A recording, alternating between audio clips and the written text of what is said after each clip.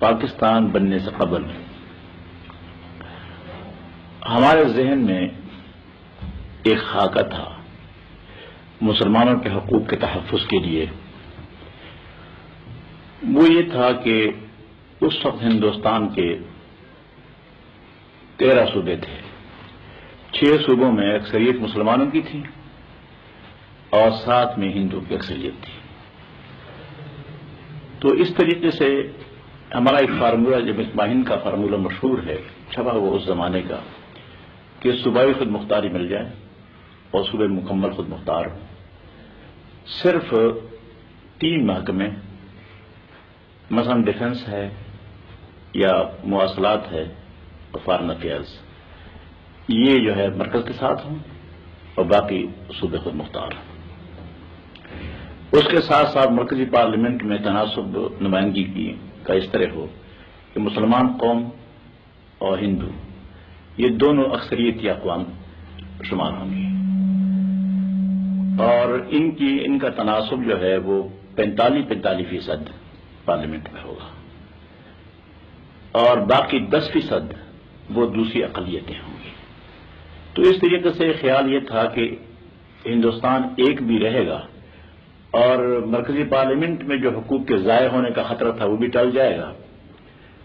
اور صوبوں کی خود مختاری سے باقی مسلمانوں کے مسائل جو ہیں وہ بھی حل ہو جائیں گے. اور یہ تجویزیں جو ہیں بہرحال اس وقت ذہن میں ابھرتی تھیں. چنانچہ ایسا بھی ہوا کہ جب شملہ کانفرنس میں وہ ایک وفد آیا تھا لارڈ پیٹرک لارنس کا یا سر اسٹیفورڈ کرپس وغیرہ کا تو ان سے جو فیصلہ ہوا تھا تو اس میں یہ تھا گروپ بنائے گئے تھے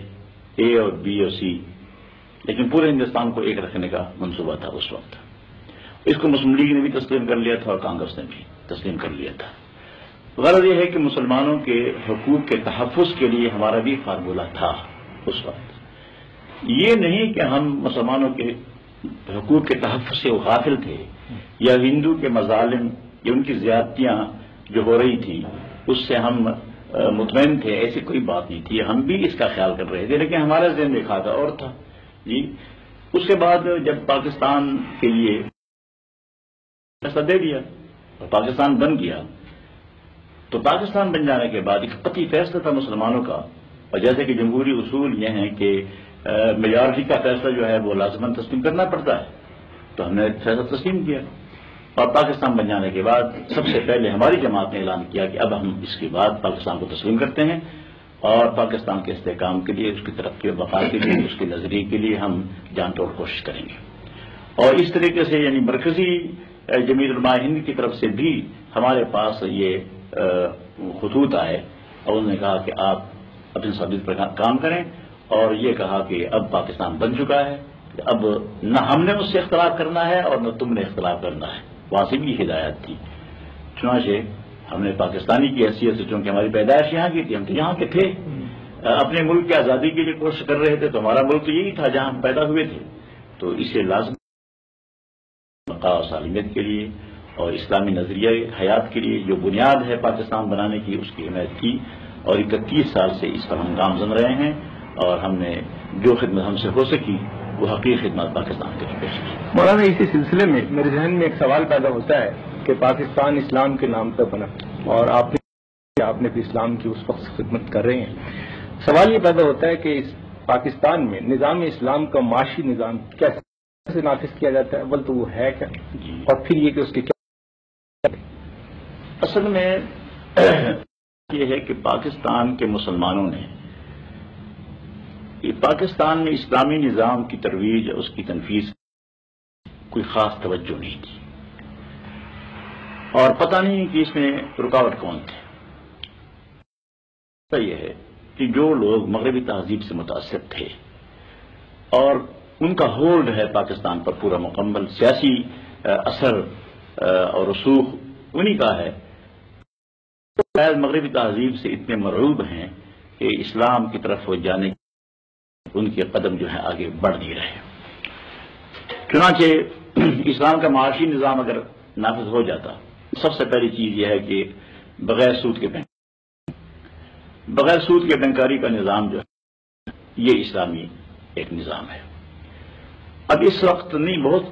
کافی زمانے پہلے بہت سے ملکوں میں ایسے بینک قائم کیے گئے ہیں کہ بغیر سود کے چل رہے ہیں اور اسلامی اصول کے مطابق چل رہے ہیں۔ یہ نظام جو ہے ایک دفعہ ایسا بھی، ہم سن 64 میں مصر میں قاہرہ میں ایک مؤتمر میں میں شریک تھا خود، اس میں اسی اسلامی بینکاری کا مسئلہ جو ہے وہ زیر بحث اور ایک مکمل بینک کا نظام وہ تجویز ہو گیا تھا اور اس کی پھر کاپیاں بھی تقسیم کرائی گئی تھیں، وہ پورا نظام نقشہ مکمل موجود ہے۔ تو اگر ایک نظام جو ہے ایسا بینکاری کا بغیر سود کے نافذ ہو جاتا تو اس سے بہت سے لوگوں کو بڑے فوائد اور اس کے برکات ہوتی ہیں۔ اس کے علاوہ میں یہ بھی عرض کر دوں کہ اسلام میں معاشی مشکل پیش آتی نہیں بنیادی طور پر۔ وہ یہ ہے کہ اسلام میں عشر ہے، عشر اور زکوٰۃ کے سوا باقی بھی حقوق ہیں، ہمسائے کے حقوق۔ چنانچہ حدیث میں آتا ہے من کان منکم یؤمن باللہ والیوم الآخر